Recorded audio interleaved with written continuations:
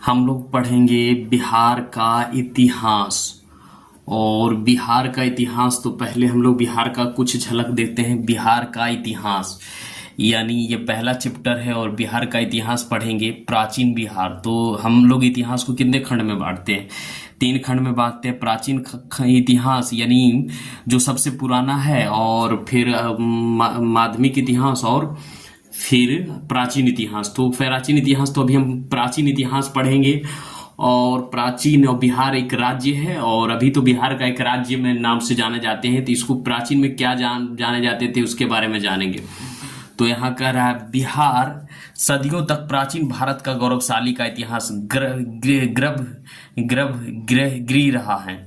तो बिहार जो सदियों यानी सदियों तक प्राचीन भारत का गौरवशाली इतिहास रहा। जो बिहार का एक गौरवशाली इतिहास है, यहाँ का गौरवशाली यानी बिहार के लोगों को गर्व करने वाला जो बात है वो इतिहास यहाँ से रहा है। ठीक है, तो बिहार सदियों तक प्राचीन भारत का क्या रहा है? गौरवशाली इतिहास रहा है। जो यहाँ के बिहार को लोगों को इतिहास में ये बिहार बहुत ही गर्वगृह रहा है। यानी बिहार की बहुत ज्यादा यहाँ का मतलब बहुत गौरवशाली इतिहास, यानी यहाँ के लोगों का इतिहास पर अपना गर्व करने का मतलब यहाँ का मौका मिला है। ठीक है, ऐतिहासिक दृष्टि से बिहार प्राचीन भारत का एक समृद्ध एवं वैभवशाली क्षेत्र था। वैभवशाली क्षेत्र था जो ऐतिहासिक दृष्टि से बिहार में जो प्राचीन भारत का इतिहास एक समृद्ध था। यानी यहाँ का समृद्ध था, वैभवशाली यानी बहुत ज्यादा समृद्ध या वैभवशाली था। यानी राजा रजवाड़ा क्षेत्र है।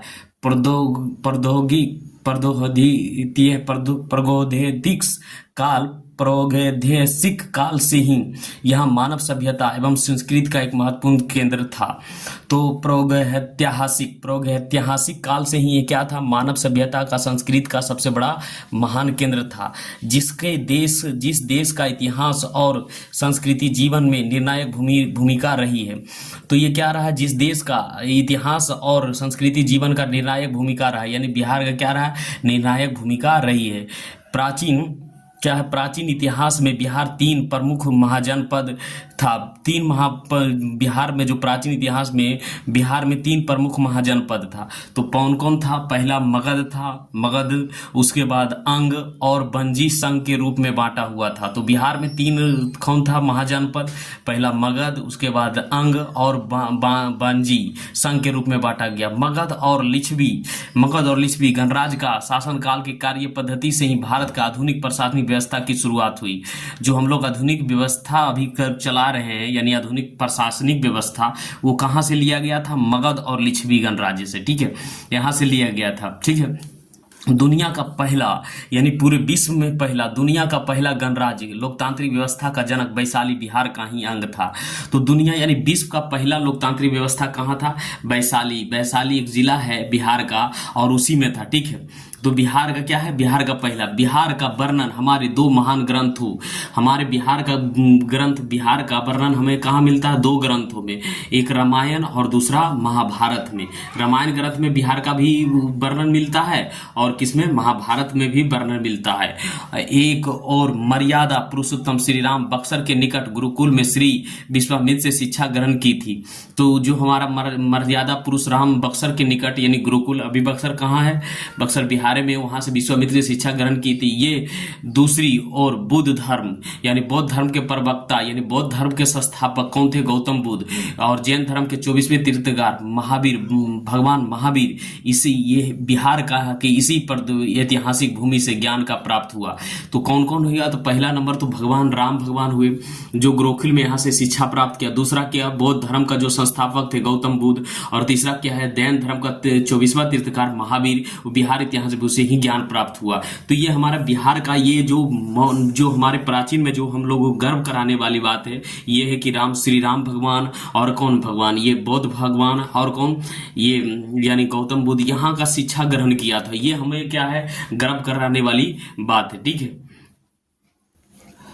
प्राचीन बिहार की जानकारी के लिए पुरातात्विक साक्ष्य, साहित्य साक्ष्य, यात्रा वेदांत वेदांत एवं कुछ अन्य स्रोत उपलब्ध हैं। तो हम लोग को प्राचीन बिहार की जानकारी कैसे मिलता है?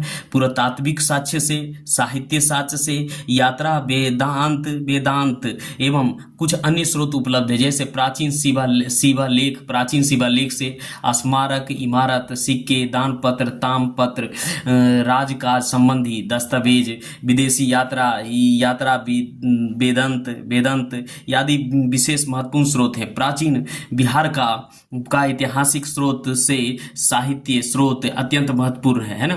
प्राचीन जो बिहार का ऐतिहासिक स्रोत से साहित्य स्रोत से अत्यंत महत्वपूर्ण है, जिन्होंने 8वीं सदी ईसा पूर्व में रचित सौतोपत ब्राह्मण परवर्ती काल की विभिन्न पुराणों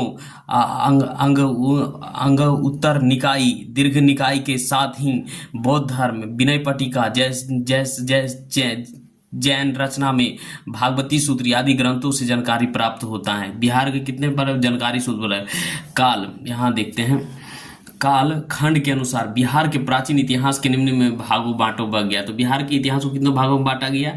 6 दिया। पहले पूर्व पोषण युग, दूसरा में मध्य पोषण युग, तीसरा में नव पोषण युग, और चौथा में क्या है? ताम पोषण युग, और पांचवा में वैदिक काल, और छठा में क्या है? महाजनपद काल। तो ये 6 कालों में हम लोग को बिहार का इतिहास को बांटा गया है। ठीक है, तो हम लोग आगे बढ़ते हैं। पूर्व पोषण युग यानी 6 खंडों में पहला क्या है? पूर्व पोषण युग, यानी लाख वर्ष ईसा पूर्व आरंभिक परोस्तर युग के अवशेष फल, कुल्हाड़ी, चाकू, खुरपी, रजरप्पा हजारीबाग में मिला है। ये सब क्या मिला है? फल मिला है, फला मिला है, कुदाल यानी कुल्हाड़ी, चाकू, खुरपी, रजरप्पा कहाँ से मिला है? हजारीबाग से मिला है। एवं संजय घाटी एवं सोना नल का संगम, संजय घाटी एवं सोना नाल का संगम सिंहभूम जिले से मिला है। तो सिंहभूम जिले से मिला है। और हजारीबाग से क्या मिला है? ये सब मिला है, फल, कुल्हाड़ी, चाकू। यहाँ कब से है? पोषण युग में, है ना, उनसे मिला है, साक्ष्य मिला है। ठीक है, और यह साक्ष्य जेठियान यानी गया, भीमबा, मुंगेर तथा नालंदा से जिले से भी खंड से प्राप्त हुआ है। तो ये सब जितना है ना, नालंदा जिला से भी प्राप्त हुआ है, गया जिला से भी, मुंगेर से, तो जिला में प्राप्त हुआ। पेशर मुंगेर के उत्खनन में पुरापाषाणिक कालीन ईसूरीय लिरीय संस्कृत से संबंधित उपकरण प्राप्त हुआ है। तो ये कहाँ से हुआ है? संस्कृत से, जो संस्कृत से संबंधित था वो मिला है। पूरा पाषाण कालीन एसुलूरीलिर संस्कृत से संबंधित उपकरण को प्राप्त हुआ। मध्य पोषण युग, है ना, 1 लाख ईस्वी से 40,000 ईसा पूर्व, इसके अवशेष बिहार में मुख्यतः मुंगेर जिले से प्राप्त हुआ। ये कहाँ से? मुंगेर जिला से प्राप्त हुआ। इससे साक्ष्य के रूप में छोटे टुकड़े से बनी वस्तुएं तथा तेज धरहर से और नोके वाले औजार से प्राप्त हुआ। नव पोषण युग 25 ईसा पूर्व से 15 ईसा पूर्व है। इस काल के ऐतिहासिक साक्ष्य के रूप में पत्थर के बने सूक्ष्म औजार प्राप्त हुए, हड्डियों के बने सामान भी प्राप्त हुए। इस काल के अवशेष उत्तर बिहार में चिरिंदा, यानी चिरिंदा कहाँ है? सरना जिला में, है ना, और चेचरा वैशाली से प्राप्त हुआ है। कहाँ से? वैशाली प्राप्त हुए। इनमें पत्थरों के अत्यंत सूक्ष्म औजार के साथ साथ हड्डियों का उपकरण प्रचुर मात्रा में मिला है। चिरिंदा का पूरा भारत में हड्डियों का उपकरण के लिए प्रसिद्ध है। चिरिंदा में क्या मिला है? चिरिंदा में पूरे भारत में हड्डियों का उपकरण के लिए प्रसिद्ध है। चिरिंदा एक ऐसा जगह है जिसमें पूरा हड्डियों के लिए क्या है? ये उपकरण है। इसमें थोड़ा ये ध्यान रख लीजिए कि चिरिंदा पूरे भारत में हड्डियों उपकरण के लिए प्रसिद्ध था। तो प्रसिद्ध था ताम पोषण युग 1000 ईस्वी से 9000 ईस्वी पूर्व। इस काल में पाया गया काल और लाल मित्र भांड सामान्य तौर पर हड़प्पा सभ्यता के विशेष माना जाता है ना। तो ताम्रपाषाण युग में क्या था? इस काल में पोषण पाए जाने वाले काल तथा लाल मृत भांड सामान्य तौर पर हड़प्पा सभ्यता के विशेष माने जाते हैं। बिहार में इस युग के अवशेष चिरिंदा यानी सरना, चेचरा, वैशाली, सोनपुर गया, मनेर कहाँ है? पटना में, मनेर पटना में, ताराडी, बोधगया, घोड़ी कोटोरा, राजगीर, पांडा, समस्तीपुर, सोनूर कहाँ है? सासाराम, अरियप, भागलपुर आदि में पाया गया है। तो क्या पाया गया है? ये सब पाया गया है। इस काल में काले और लाल मृत भांड सामान्य तौर पर सभ्यता का यहाँ ये सब मिला है। ठीक है, मांझी यूरोपिया और सोनपुर के तामपोसानिक स्तर से ही आबादी के पहला प्रमाण मिला है। इस स्थान से मृत मत्स्य भाले तलवार मानव आकृति आदि मिले हैं। चिरिंदा और बक्सर से पूर्व उत्तरी काले चमकीले मृत भांड का प्राप्त मिला है। तो ये सब मिला है कौन सा युग में? ये मृत भांड जो मिला है ये मिला है आपको बिहार के सरना जिले में। और कौन सा मिला? हड़प्पा सभ्यता से जो मिला विशेष का माना जाता है। ये कहाँ से था? हड़प्पा सभ्यता से मिला जाता है। अब हम लोग पढ़ेंगे बिहार में वैदिक काल, यानी वैदिक काल, है ना। बिहार में वैदिक काल को हम लोग देखेंगे। वैदिक काल में बिहार। तो भारत में आर्य ने सर्वप्रथम सप्तसेधव प्रदेश में बसना प्रारंभ किया था। सप्तसेधव प्रदेश का विस्तार वर्तमान कश्मीर कहाँ था? वर्तमान में सप्तसेधव जो वैदिक काल में नाम था सप्तसेधव जो नाम था वर्तमान में भी कहाँ है? कश्मीर में है, पाकिस्तान में है और पंजाब के अधिकांश भागों में था। जहाँ सिंध नदी एवं सिंधु के 5 सहायक नदियों कौन था? सतलज, ब्यास, रावी, झेलम, चिनाब के अतिरिक्त इसी प्रदेश में बहने वाली सरस्वती नदी के सम्मिलित क्षेत्र के सप्तसेधव प्रदेश कहा गया है। इस क्षेत्रों में बहने वाले 7 नदियों का उल्लेख हमें ऋग्वेद से मिलता है। बिहार के संदर्भ में प्रथम जानकारी सप्तशतपथ ब्राह्मण से मिलता है। क्या मिलता है? सतपथ ब्राह्मण से मिलता है ना। तो वेद और उपनिषेद से लिए गए आदर्श से वाक्य, तो क्या लिया गया? कुछ आदर्श वाक्य लिया गया, उसको हम देख लेते हैं। जैसे ओम भूर्भुवः कहाँ से लिया? गायत्री मंत्र ऋग्वेद से लिया गया। ऋग्वेद से क्या लिया गया? ओम सतमे जयंती, ये मुंडेश्वर निषेध से लिया गया। कुटुंब वसुदेव कुटुंब महापेनिषद से लिया गया। अतिथि देवो भव तैरतीय उपनिषद से लिया गया है। महादेव भवो तृतीय उपनिवेश से। सर्वभूते सुखानी बहुहृदयनी उपनिवेश से लिया गया। तपसम मौ जयते सम ये बहुदोरनयक उपनिषद से लिया गया है। ठीक है, ये सब लिया गया। तो ये बिहार के बारे में क्या है? वैदिक काल से हम लोग वैदिक काल के बारे में। और ये ध्यान रखिएगा बिहार के संदर्भ में प्रथम जानकारी कहाँ मिला था? सप्तशत ब्राह्मण से मिलता था। ठीक है। पुराण के अनुसार मगध का राजवंश बृहद वंश से प्रारंभ हुआ। तो पुराण के यानी पुराण जो हमारा ग्रंथ है, पुराण के अनुसार मगध के राजवंश बृहद वंश से प्राप्त होता है। तो ये पहला जो वाक्य है बृहद, जो हम लोग का मगध का जो राजवंश है बृहद वंश से प्रारंभ होता है। ऋग्वेद में मगध क्षेत्र के किरीकाटा प्रदेश जिसका शासक परम महागंध था एवं इस क्षेत्र में निवास करने वाले लोग को ब्रतस्य कहा जाता था। वायु पुराण एवं पद्म पुराण में कहा गया राजगीर पुनपुन आदि पवित्र स्थान की श्रेणी में रखा गया था। जबकि बरहा पुराण में क्रिकेट को एक अपवित्र प्रदेश कहा गया है ना। तो ये कहा था पद्म पुराण में क्या किया गया है? पद्म पुराण में इसको पवित्र कहा गया, बरहा पुराण में इसे अपवित्र कहा गया। ये बात ध्यान में रखिएगा। जो पद्म पुराण में इस जगह को कौन सा जगह को कहा गया पवित्र? गया को पवित्र कहा गया है, राजगीर को पवित्र कहा गया है, पुनपुन को गया। लेकिन बरहा पुराण में इसी को कौन सा कहा गया? इसे अपवित्र, गया को अपवित्र, राजगीर को अपवित्र, पुनपुन को अपवित्र प्रदेश कहा गया। ठीक है। तो यहाँ देखिए, अब हम लोग यहाँ मगध का सर्वप्रथम उल्लेख अथर्ववेद में मिलता है। कहाँ मिलता है? अथर्ववेद में। मगध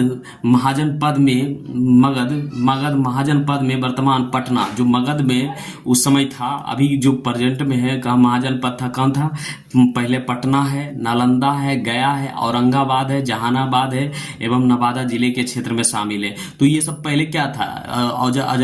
अथर्ववेद में ये सब पहले मगध क्षेत्र था। जो अथर्ववेद में ये सब मगध क्षेत्र में था। कौन कौन? ये आपको पटना था, नालंदा था, गया था, औरंगाबाद, जहानाबाद ये और ये नवादा जिला, ये सब कौन से क्षेत्र में था? ये सब आपका मगध क्षेत्र में आ जाता था ना। उसके बाद यहाँ से बिहार में वैदिक संस्कृति का प्रसार मुख्यतः उत्तर वैदिक काल में हुआ। तो कौन सा काल में हुआ? उत्तर वैदिक काल। अभी हम पढ़ रहे हैं क्या? वैदिक काल। ध्यान में रखिएगा, बिहार में वैदिक संस्कृति का प्रसार मुख्यतः उत्तर वैदिक काल में ही हुआ है। इस काल में बिहार का आर्यीकरण प्रारंभ हुआ। इस समय क्या हुआ? आर्यीकरण प्रारंभ हुआ। आर्य के विद्रोह क्षेत्र मिथिलांचल में बसने के चर्चा सतपथ ब्राह्मण में की गई थी, सतपथ ब्राह्मण में की गई थी। इस बृहा माधव द्वारा अपने पुरोहित गौतम रेहुआगण के साथ अग्नि वैश्वानर का पीछा करते हुए सरस्वती नदी से सदा नीर नदी आधुनिक गंडक तक पहुंचने का वर्णन है। तो जो सप्त प्रहतन में जो देखिए आर्य का मिथिलांचल में बसने की चर्चा सप्ताप्त ब्राह्मण में की गई थी। इसे विधे माधव द्वारा अपने पुरोहित गौतम रेहुआन गण के अग्नि बेसवर के पीछा करते हुए सरस्वती नदी जो सदा नीर यानी आधुनिक में कौन सा नाम से जाना जाता है, गंडक नदी तक पहुंचने का वर्णन किया है। अजुर्वेद में सबसे पहला बेद्रह राज्य का उल्लेख मिलता है। क्या मिलता है? बेद्रह राज्य का उल्लेख मिलता है। वाल्मीकि रामायण में, जो वाल्मीकि जी का रामायण है, में मालदा और क्रूना शब्द का उल्लेख बक्सर के लिए किया गया है, जहां ताड़का राक्षसी का वध हुआ था। तो वाल्मीकि में क्या है? वाल्मीकि में जो मालदा और क्रूना शब्द किसके लिए हुआ? बक्सर के लिए हुआ। बक्सर हमारे बिहार में, ठीक है। बिहार और वैदिक संहिता साहित्य, तो बिहार में और यहाँ कुछ नदियों का जो नाम है वो देख लेते हैं। जो प्राचीन, जो अभी हम लोग सतलज नाम से जानते हैं, उत्तुंद्रिका नाम से प्रसिद्ध था, ब्यास, बिपाशा, रावी, पुरोसुनी, है ना, और झेलम, बीसोसता, चेनाब, अस्कानी, गंडक, सदा नीर, सिंध का दिखेगर, दूसदांती। तो ये सब प्राचीन नाम, वैदिक कालीन नाम था, समझ, प्राचीन नाम था। और ये अभी हम लोग जानते हैं सतलज, ब्यास, रावी, झेलम, चेनाब, गंडक नदी, घगर आदि। तो ये प्राचीन नाम है ना। थोड़ा पढ़ने में थोड़ा प्रॉब्लम होता है, मतलब सदा नीर, ये सब ठीक है, कोई दिक्कत नहीं। अब हम लोग पढ़ते हैं बिहार। क्या है? बिहार और वैदिक साहित्य है ना, विश्व के सबसे प्राचीन माने जाने वाले कृति वेद संहिता है। विश्व के जो सबसे प्राचीन वेद है, वेद संहिता है। ऋग वेद, अधर, देखिए सबसे है ऋग वेद, अथर्ववेद, यजुर्वेद और सामवेद। बिहार का उल्लेख मिलता है। तो ये ग्रंथों में जो सबसे प्राचीन, विश्व के सबसे प्राचीन ग्रंथ माना जाता है, जो कृत्य वेद है, वो संहिता है, उसमें कौन सा है? ऋग्वेद, अथर्ववेद, यजुर्वेद और सामवेद। बिहार का उल्लेख मिलता है। तो इसमें हमारा क्या है? बिहार का उल्लेख मिलता है, ठीक है। वेदों की साहित्य से रचिता ब्राह्मण ग्रंथ है। ये कैसा ग्रंथ है? ब्राह्मण ग्रंथ है। एत्रे, सपत, सतपथ, तैत्तिरीय आदि, इनमें बिम्बिसार के पूर्व की घटनाओं की जानकारी मिलता है। तो जिनका बिम्बिसार के पूर्व की घटनाओं की जानकारी मिलता है। हरियाणा पंजाब का क्षेत्र में क्या ब्राह्मण व्रत नाम से आर्य द्वारा इसका नामकरण किया, ब्राह्मण व्रत। गंगा यमुना दोआब क्षेत्र में श्री देश, हिमाचल एवं विंध्याचल क्षेत्र, मध्य देश, बिहार, बंगाल के आर्यवर्त देश, है ना। अब महाजन काल में बिहार, तो महाजन काल में हम लोग का क्या है? बिहार। अब हम लोग देखें महाजन काल में बिहार। तो बुद्ध का जन्म से पूर्व लगभग 6वीं शताब्दी ईस्वी पूर्व भारतवर्ष में 16 महाजनपद में बांटा था।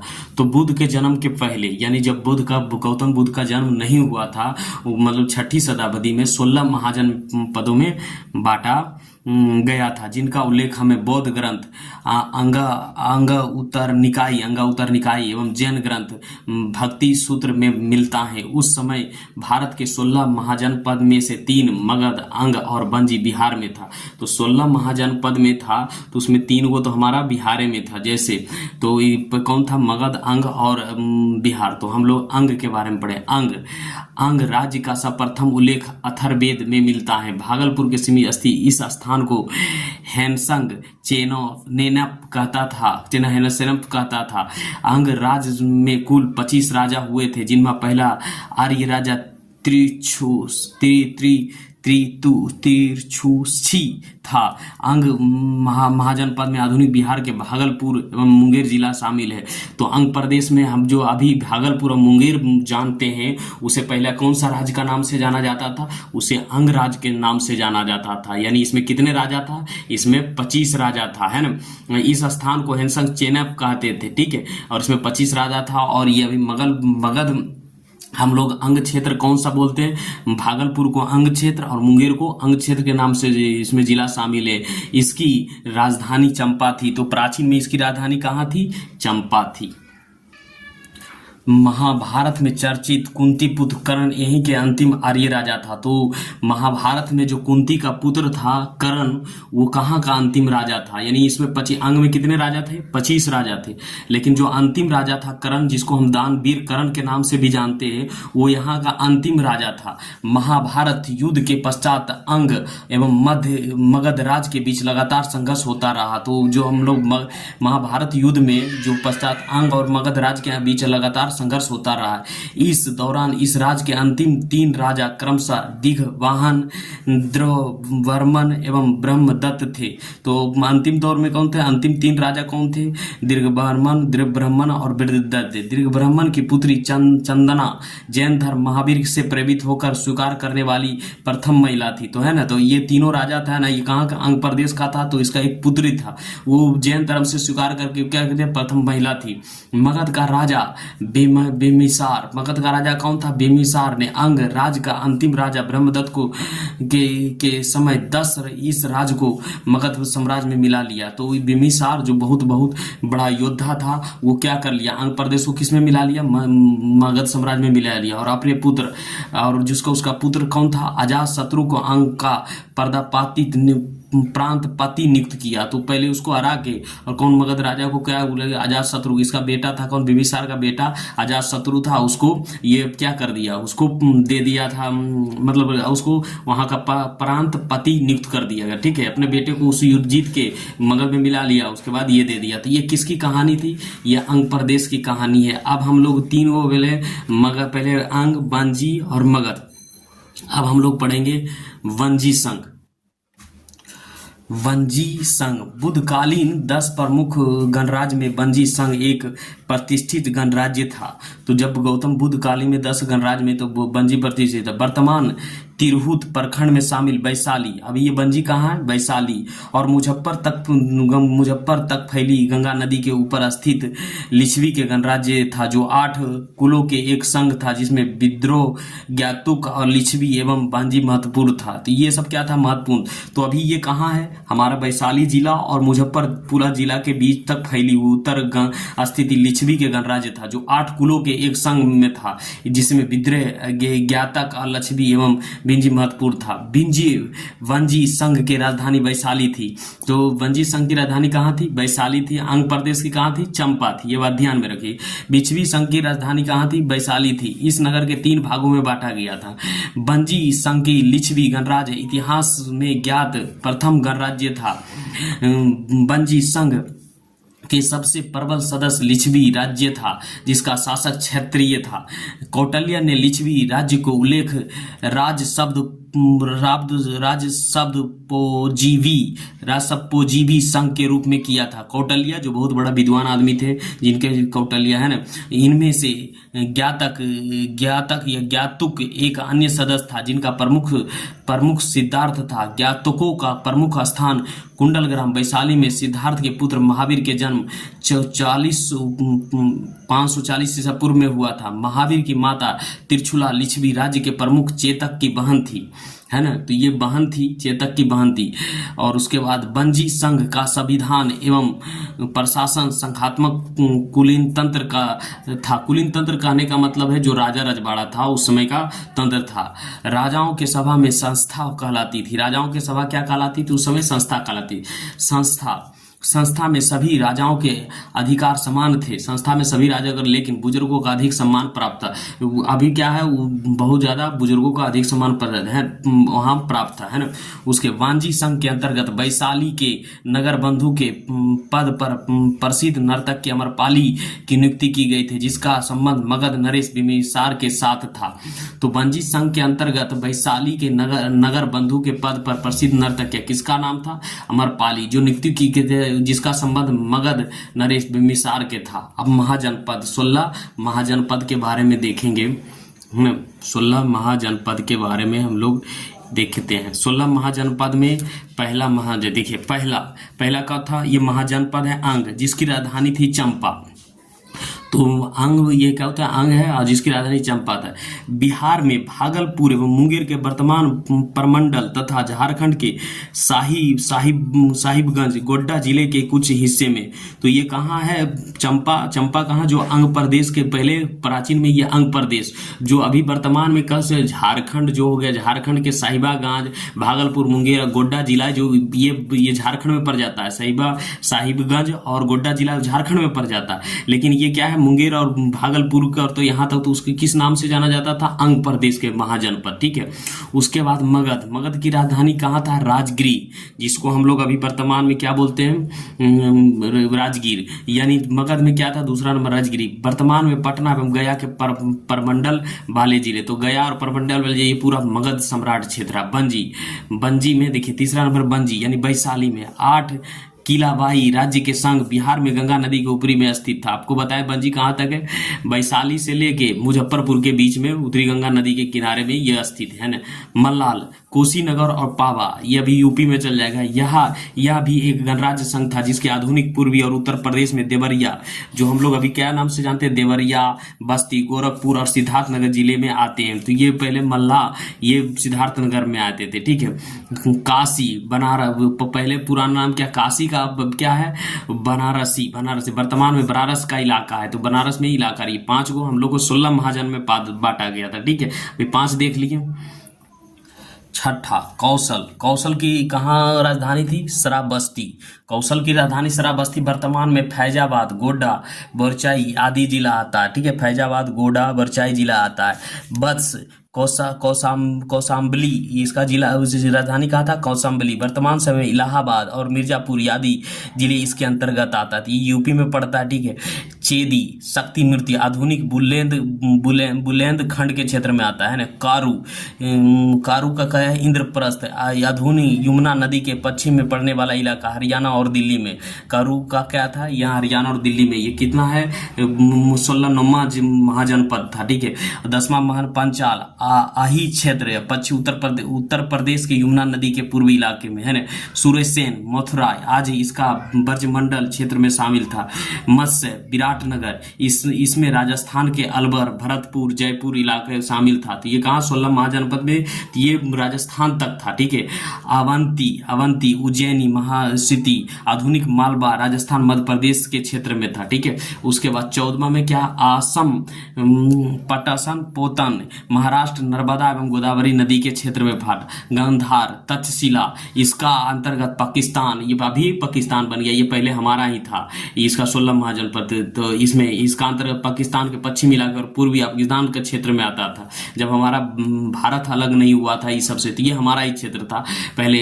कम्बोज, राजपुर हटेगी, इसकी पहचान आधुनिक पाकिस्तान के हजारा जिला के क्षेत्र पर की गई थी है ना। 16 महाजनपद में हमारा बांटा गया था, इसको क्या हमारे मतलब महाजनपद को 16 प्राचीन में बांटा गया। ठीक है, अब हम लोग पढ़ेंगे वैशाली के लिच्छवी गणराज्य।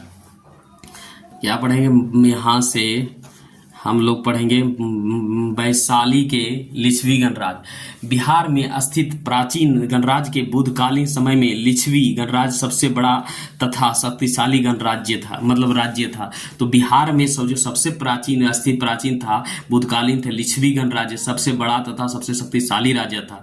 दुनिया के पहला गणराज्य वैशाली में लिच्छवी के द्वारा स्थापित किया था। किसी के, लिच्छवी के द्वारा स्थापित किया गया था। इस गणराज्य का स्थापना सूर्यवंशीय राजा ईसुवकु के पुत्र विशाल ने की थी, जो कालांतर में वैशाली के नाम से विख्यात हुआ। वो पुत्र था, लेकिन बाद में क्या हुआ, पुत्र विशाल ने, तो उसके बाद में उसी के नाम से क्या पड़ गया, इस जिला का नाम वैशाली पड़ गया। लिच्छवियों ने महात्मा बुद्ध के निर्माण होते हुए महावन में प्रसिद्ध कातागारशाला का निर्माण करवाया था। लिच्छवियों ने महात्मा बुद्ध को क्या निर्माण करने के लिए करवाया था, मतलब भवन निर्माण करवाया।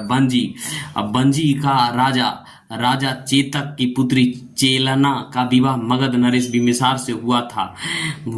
ईसा पूर्व में 7वीं सदी में वैशाली के लिच्छवी राजा राजतंत्र से गणतंत्र के परिवर्तित हो गया। वैशाली राजवंश के प्रथम शासक नेमोनेधिष्ट था, जबकि अंतिम राजा सूती का या परौमाती था। इस राजवंश में कुल 24 राजा हुए थे। तो वैशाली लिच्छवी में कितना राजा हुआ था, कुल 24 राजा हुआ था। ठीक है, अब हम लोग पढ़ते हैं आम्रपाली। आम्रपाली के बारे में पढ़ते हैं। आम्रपाली यह वैशाली लिच्छवी के राज नितंगना थी, यानी एक डांसर थी। आम्रपाली एक महिला थी, नितंगना थी एवं परम रूप बनती थी, यानी बहुत सुंदर महिला थी एवं कला प्रवीण गायिका थी। उस युग में राज नर्तकी का पद बड़ा गौरवपूर्ण एवं सम्मानित माना जाता था। संघ में प्रवेश के आग्रह के पश्चात आम्रपाली का महात्मा बुद्ध ने अपने संघ में भिक्षुणी का रूप में प्रवेश दे दिया और उसे आर्य अम्बा कहकर संबोधित किया, है ना। आर्य अम्बा किया तो राजनायिका था, फिर गौतम बुद्ध से मिला तो उसको भिक्षुणी बना दिया और क्या किया कर संबोधित किया। आम्रपाली बौद्ध संघ में प्रवेश करने वाली दूसरी महिला थी। तो वो सुंदर थी, नाची थी, लेकिन आम्रपाली उस महिला में शामिल हुई। इसके बाद बौद्ध संघ में प्रवेश करने वाली प्रथम महिला बौद्ध की सौतेली माता यानी मौसी प्रजापति गौतमी थी। तो है ना, ये आम्रपाली के बारे में मुख्य रूप से हम लोग जानते हैं। आम्रपाली क्या थी? एक महिला थी जो गौतम बुद्ध से मिला, उसको भिक्षुणी प्रवेश कर गया। गौतम बुद्ध ने उसे आर्य अम्बा कहकर संबोधित किया। आर्य अम्बा प्रवेश करने वाली दूसरी महिला थी और गौतम बुद्ध से पहले उसकी मौसी थी प्रजापति गौतमी थी। ठीक है। जीवक मगध नरेश बिम्बिसार के प्रसिद्ध राज वैद्य। अब किसके बारे में पढ़ रहे हैं? जीवक के बारे में। जीवक एक तो क्या था? राज वैद्य था। जीवक बौद्ध के अनुयायी था। जीवक जो था बौद्ध के यानी अनुयायी था, यानी उसका मान लीजिए चेला था। बिम्बिसार ने जीवक के तक्षशिला कश्मीर में शिक्षा हेतु भेजा था। तो क्या है? शिक्षा हेतु भेजा था। कौन? बिम्बिसार ने जीवक को तक्षशिला कश्मीर में शिक्षा, जहां उसने आयुर्वेद पर विषाद अध्ययन किया। बाद में यह जीवक एक प्रख्यात चिकित्सा एवं राजवैद्य बन और राजगिरी के निकट बन अमरोधन में अपना चिकित्सालय खोला, जहां महात्मा बुद्ध से उनकी मुलाकात हुई और उनका अनुयायी बन गया। राज चिकित्सा प्रवीणता के कारण ही बिम्बिसार ने जीवक के अविंतों को रोगग्रस्त राजा पुरोहित की चिकित्सा के लिए भेजा था, है ना। प्राचीन बिहार में धर्म सुधार आंदोलन। तो ये है अब प्राचीन भारत जो बिहार है उसके बारे में क्या करेंगे अब? धर्म सुधार आंदोलन। तो ईसा पूर्व 6वीं शताब्दी आसपास नई चिंताधारा जन्म लिया, जिसे इतिहास में धार्मिक सुधार आंदोलन के नाम से जाना गया, क्योंकि वैदिक उत्तर काल में कर्मकांडीय जटिलता और जातीय विषमता का प्रभाव के साथ साथ समाज उनकी बुराई से ग्रसित हो चुका था, जिससे लोग छुटकारा पाना चाहिए। इसलिए बौद्ध और जैन धर्म में शांति और सामाजिक समरूपता का प्रचार किया। तो लोगों ने इसे खुल दिल से सोचा। चूंकि बौद्ध और महावीर दोनों करीब समकालीन थे, दोनों एक ही समय में आए थे और दोनों ने इस बात पर बल दिया कि वास्तविक सुख भौतिक समृद्धि या धार्मिक अनुष्ठान से नहीं, बल्कि दया, दान और मित्र बई जैसे मानवीय सरोकार वाले अच्छे सामाजिक कर्मों से मिलता है। तो ये है क्या हो जाएगा ये। तो हम लोग जो धार्मिक सुधार पढ़ेंगे, पहला किस में पढ़ेंगे? बौद्ध धर्म के बारे में और दो धर्म के बारे में डीप से जानेंगे। तो ये वीडियो लंबा हो जाएगा फिर है ना।